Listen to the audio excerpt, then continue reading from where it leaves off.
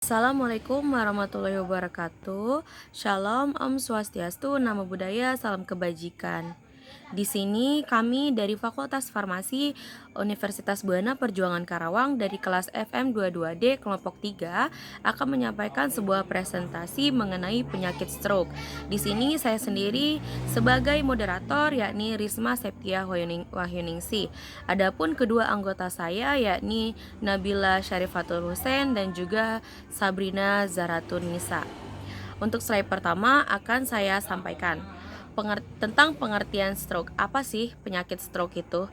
Stroke adalah sebuah serangan pada otak akibat gangguan pembuluh darah dalam mensuplai darah yang membawa oksigen dan glukosa untuk metabolisme sel-sel otak agar dapat tetap melaksanakan fungsinya.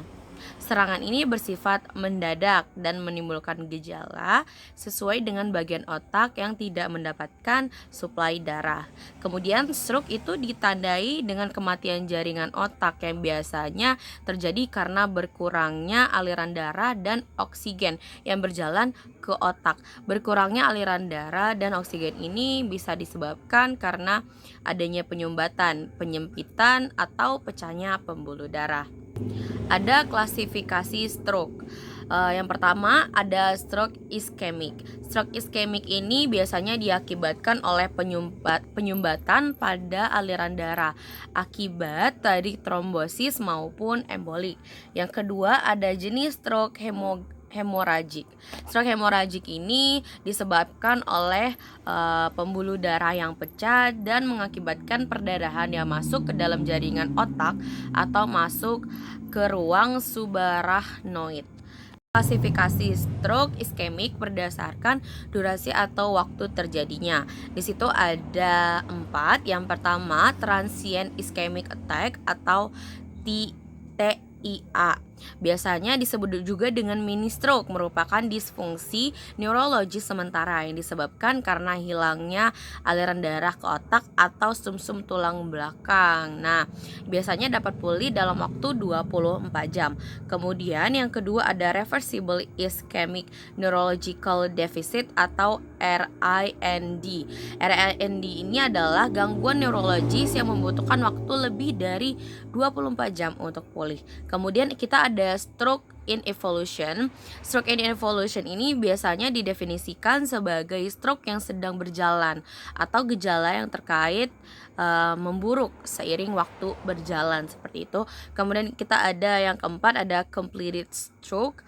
Completed stroke itu kondisi di mana tanda dan gejala neurologis tetap stabil selama lebih dari 24 jam. Ada stroke hemoragik memiliki 2 tipe. Nah, yang pertama itu dia pembuluh darah intracerebral atau ICS yang merupakan pendarahan yang bukan disebabkan oleh trauma terapi pada pembuluh darah bagian parenkim otak akan mengalami perdarahan. Kemudian yang B ada subarachnoid hemorrhage atau SAH yang merupakan keadaan akut karena terjadi perdarahan di luar pembuluh darah otak di mana pecahnya pembuluh darah di sekitar permukaan otak. Ada patofisiologi. Nah, di sini ada 2, guys.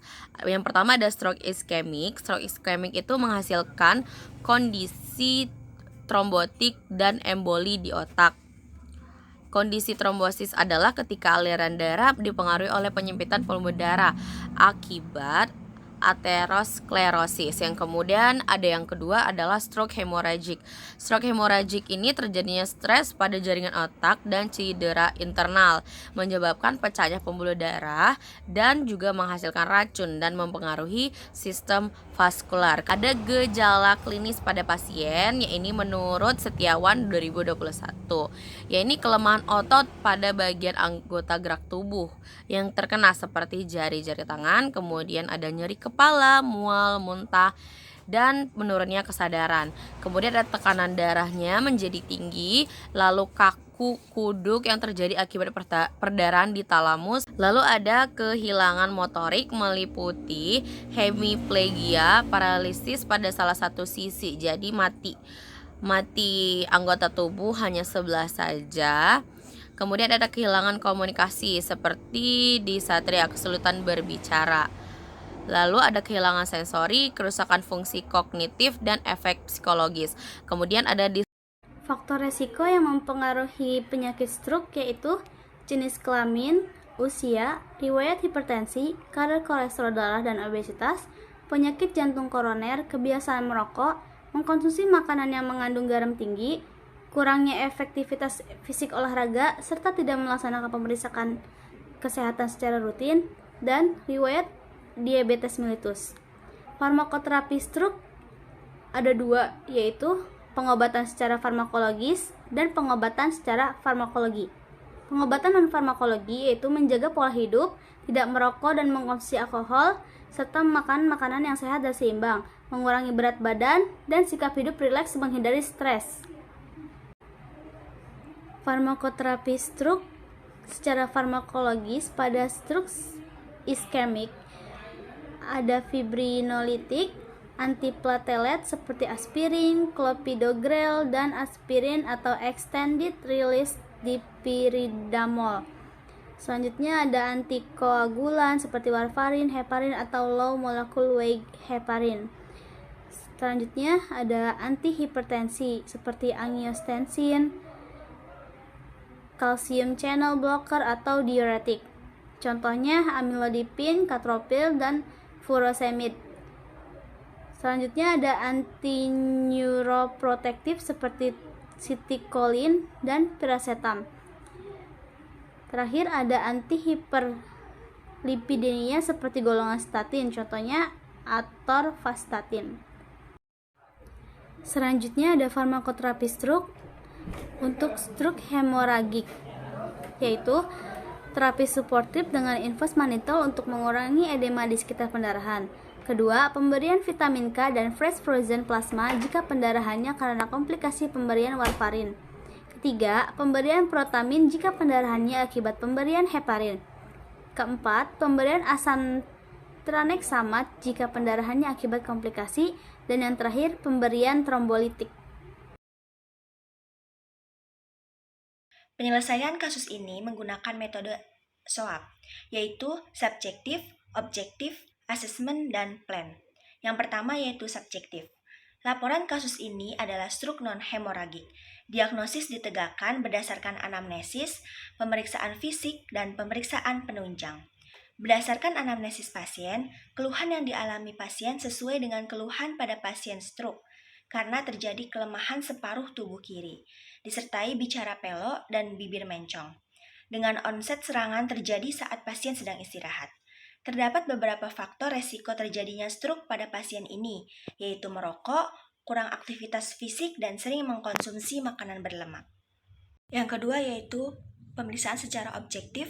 Ada vital signs, tekanan darah 150 per 90 mmHg, nadi 80 kali per menit, respirasi 20 kali per menit, suhu 36,5 derajat Celcius, status generalis dalam batas normal, pemeriksaan klinis neurologis, GCS E4V5MN, meninggal signs negatif, paresis nervus 7 dan 12 sinistra SN, hemiparesis sinistra grade 1. Leukosit 11,8 kali 103 per mikroliter, eritrosit 5,15 kali 106 per mikroliter, hemoglobin 15,5 gram per dl, hematokrit 46,8%, trombosit 226 kali 103 per mikroliter, kolesterol total 228 mg per dl, HDL 50 mg per dl, LDL 143 mg per dl, trigliserida 175 mg per dl, asam urat 5,86 mg per dl. Pada pemeriksaan CT scan, kepala didapatkan kesan infark area internal border watershed dextra. Yang ketiga yaitu asesmen atau penilaian. Pada kasus ini, pasien memiliki faktor resiko yang dapat dimodifikasi berupa hiperkolesterolemia, sehingga resiko untuk terserang stroke juga lebih besar. Kadar kolesterol total pasien pada kasus ini adalah 228 mg per dl dan kadar LDL 143 mg per dl. Kolesterol yang tinggi, terutama LDL, akan membentuk plak di dalam pembuluh darah dan dapat menyumbat pembuluh darah baik di jantung maupun di otak. Kadar kolesterol total lebih dari 200 mg per dl meningkatkan resiko stroke 1,31 sampai 2,9 kali. Pada pemeriksaan CT scan terlihat lesi hipodens pada watershed internal border dextra. Hal ini sesuai dengan klinis pasien berupa hemiparesis dengan grade yang berbeda pada ekstremitas atas dan bawah. Watershed yaitu zona di antara pendarahan dua arteri utama yang secara fisiologis merupakan daerah rawan infark. Yang keempat yaitu plan atau perencanaan. Yang pertama, diberikan antiagregasi trombosit berupa clopidogrel 300 mg intraoral, kemudian dilanjutkan 1 kali 75 mg intraoral untuk mencegah penggumpalan sehingga mencegah terbentuknya trombus yang dapat menyumbat pembuluh darah. Yang kedua, diberikan neuroprotektor berupa sitikolin 2 kali 500 mg intravena untuk mencegah dan memblok proses yang menyebabkan kematian sel-sel, terutama di daerah penumbra. Yang ketiga yaitu diberikan biokombin berupa vitamin B1, B6, B12, 1 kali 1 ampul intravena sebagai vitamin neotropik yang dapat memberikan energi pada sel saraf, memfasilitasi transmisi impuls saraf, dan membantu pembentukan selubung mielin yang melindungi serat saraf. Kesimpulannya yaitu, stroke adalah suatu serangan pada otak yang bersifat mendadak dan menimbulkan gejala sesuai dengan bagian otak yang tidak mendapat suplai darah. Akibat dari gangguan pembuluh darah dalam mensuplai darah yang membawa oksigen dan glukosa untuk metabolisme sel-sel otak. Stroke dibagi menjadi dua, yaitu stroke iskemik dan stroke hemoragik. Gejala klinisnya yaitu meliputi kelemahan otot pada bagian anggota gerak tubuh, nyeri kepala, mual, muntah, kejang, tekanan darah tinggi, dan penurunan kesadaran. Terapi yang dapat dilakukan yaitu dengan menjaga pola hidup sehat, menghindari rokok, tidak minum alkohol, dan menghindari stres. Selain itu, terapi obat-obatan yang biasa dipakai salah satunya adalah clopidogrel 75 mg untuk mencegah penggumpalan sehingga mencegah terbentuknya trombus yang dapat menyumbat pembuluh darah.